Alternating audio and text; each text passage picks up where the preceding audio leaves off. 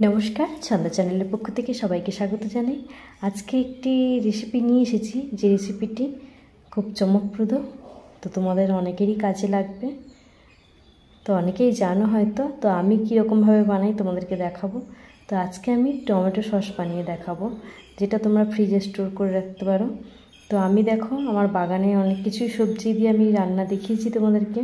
তো আজকে বাগানের আমি টমেটো, একদম টাটকা পাকা টমেটো দিয়ে আজকে আমি টমেটো সসটা বানাবো। তো তোমাদেরকে দেখাবো কিভাবে আমি সসটা বানিয়ে স্টোরেজ করেছি ফ্রিজের মধ্যে। তো তোমরাও করে রাখতে পারো, যেহেতু এখন টমেটোর দাম কম।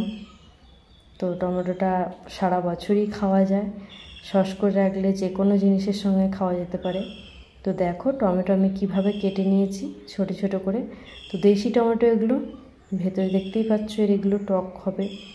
তো দেশি টমেটো যেহেতু, তো এগুলোকে আমি সস বানিয়ে দেখাবো। তো দেখো এখানে আমি একটা কড়া বসিয়ে দিয়েছি উনানের মধ্যে, আর এই কেটে রাখা টমেটোগুলোকে আমি কড়ার মধ্যে দিয়ে দিচ্ছি। তো টমেটোগুলোকে আমি দিয়ে দিলাম। এটা 1 কেজি টমেটো প্রায়, দেখতেই পাচ্ছ। আর এখানে কয়েকটা রসুন আমি দিয়ে দিচ্ছি এর মধ্যে।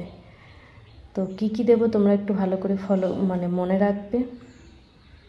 যদি স্কিপ করো তাহলে কিন্তু বুঝতে পারবে না। আর এখানে আমি নিয়েছি 25 গ্রামের মতো আদা। তো আদাগুলোকে আমি গোল গোল করে কেটে টমেটোর সঙ্গে দিয়ে দিলাম। আর কি কি দেব তোমরা ভালো করে দেখো। এখানে 2টো পেঁয়াজ নিয়েছি, পেঁয়াজ দুটোকে আমি কেটে দিয়ে দিয়েছি একটু বড় বড় সাইজ করে। তো আরও কিছু জিনিস দেব। তো এখানে দিচ্ছি আমি লবঙ্গ 4টে, আর এর সঙ্গে আমি দিয়ে দিচ্ছি গোটা সর্ষে 1 টেবিল স্পুন, কালো সর্ষে দিলাম আমি, তোমরা যে কোনো সর্ষে দিতে পারো। তার এখানে দিচ্ছি 3টে শুকনো লঙ্কা, আমি শুকনো লঙ্কাগুলোকে ছিঁড়ে নিয়েছি। তো কি কি দিচ্ছি তোমরা ভালো করে দেখে নাও। আর এখানে আমি 3 চামচের মতো আমি লবণ দিয়ে দিলাম। তো এখানে আমি 1 কাপের মতো চিনি দিয়ে দিয়েছি, আর এর সঙ্গে আমি 1/2 কাপ ভিনিগার দিয়ে দিয়েছি। দিয়ে এগুলোকে আমি ভালো করে নাড়াচাড়া করে নিচ্ছি, দেখতেই পাচ্ছ। তো ভিনিগার আর চিনিটা দেওয়ার ভিডিওটা তোমাদেরকে আমি দিতে পারলাম না, তো আমি বলে দিলাম সেই জন্য। চিনি 1 কাপ দিয়েছি, আর ভিনিগার 1/2 কাপ দিয়েছি। তো এগুলোকে আমি এবার ঢেকে সেদ্ধ করতে দেবো। কিছুক্ষণের জন্য এটাকে ঢেকে দেবো, যাতে ভালোভাবে সেদ্ধ হয়ে যায়। তো ঢেকে দিলাম, চলো একটু পরে তোমাদেরকে দেখাচ্ছি। তো দেখো কিছুক্ষণ পরে আমি ফিরে এসেছি, কি সুন্দর কালারটা লাগছে না? তো দেখো একদম ভালোভাবে সেদ্ধ হয়ে যাচ্ছে। তো সেদ্ধ প্রায় হয়ে গেছে, তো অনেকটাই দেখতে পাচ্ছ কমে গেছে জলটা। তো এর মধ্যে আমি 2 চামচ গোলমরিচের গুঁড়ো দিয়ে দিলাম। তো গোলমরিচের গুঁড়োটা দিলে এর স্বাদ আরও সুন্দর হবে, তো সেই জন্য আমি 2 চামচ গোলমরিচের গুঁড়ো দিয়ে দিলাম। আর ভিনিগারটা দেওয়ার কারণ হলো বেশি দিন একটু ভালো রাখা যাবে, তো সেই জন্য আমি ভিনিগারটা দিয়েছি। তবুও আমরা ফ্রিজের মধ্যে রাখতে হবে কাঁচের জারে করে। তো কাঁচের জারে রাখলে যে কোনো জিনিসই ভালো থাকে।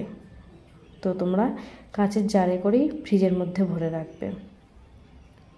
আর যাদের ফ্রিজ নেই বাড়িতে, তাহলে অল্প পরিমাণ করবে, বেশি দিন রাখলে নষ্ট হয়ে যাবে। তো দেখো সেদ্ধ হয়ে গেছে।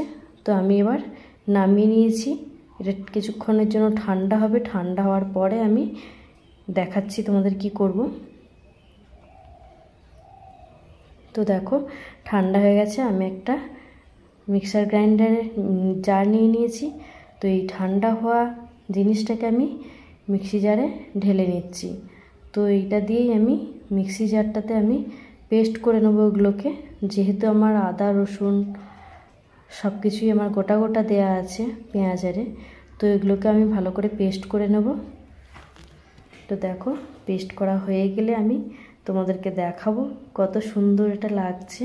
আর এর সেন্টটা দারুণ সুন্দর হয়েছে, যারা খেয়ে দেখবে মুখেতে আরও সুন্দর লাগবে। তো দেখো আমি জারটাকে ঢাকনা দিয়ে এঁটে নিলাম। তো এবার আমি মিক্সি এতে করে নেব।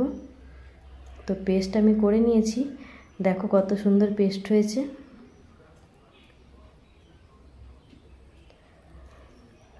তো দেখো পেস্ট করা আমার হয়ে গেছে।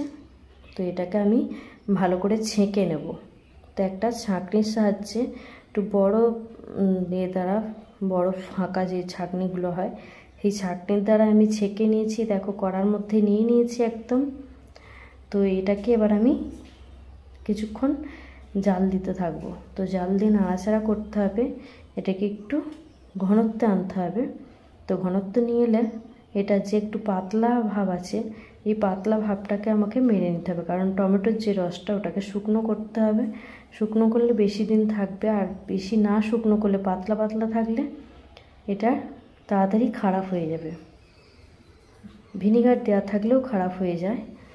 যেহেতু প্রিজারভেটিভ হিসেবে আমরা সেরকমভাবে কিছু জানি না, তো যারা প্রস্তুত করে তারা জানে। তো আমরা এটা ঘরোয়া পদ্ধতিতে এইভাবে বানাচ্ছি। তো দেখো আমি এটাকে জাল দিতে থাকছি আর এটাকে নাড়তে থাকছি, ঘন ঘন নাড়িয়ে এটাকে আমি এই রসটাকে শুকনো করব।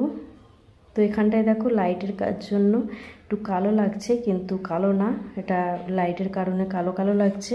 তো যখন আমি ঢেলে নেব তুমি দেখতেই পাবে। তো দেখো অনেকটাই হয়ে গেছে, এবার আমরা ঢেলে নেব। তো দেখো আমরা প্লাস্টিক কৌটোর মধ্যে কন্টেনারে আমি ঢেলে নিয়েছি। তো এই কন্টেনারেও তোমরা রাখতে পারো, কিংবা কাঁচের জারে রাখলে সবথেকে সুন্দর হবে, কাঁচের জারে রাখলে ভালো থাকবে। তো দেখো আমার 1 কেজি টমেটোর কতটা পরিমাণ হয়েছে একটা কন্টেনারের হাফটা প্রায় হয়ে গেছে। তো দেখতেই পাচ্ছ, এইভাবে তোমরা টমেটো সস বাড়িতে বানিয়ে রাখতে পারো। বাচ্চা থেকে সবাই খাবে, সব কিছুর সঙ্গে টোস্ট, তারপরে স্যান্ডউইচ, পকোড়া, মোমো, রুটি, সব কিছুর সঙ্গে এটা খাওয়া যেতে পারে। তো যদি তোমাদের ভালো লেগে থাকে আমাকে লাইক করবে। আবার পরের ভিডিওতে তোমাদের সঙ্গে আবার দেখা হবে। চলো টাটা।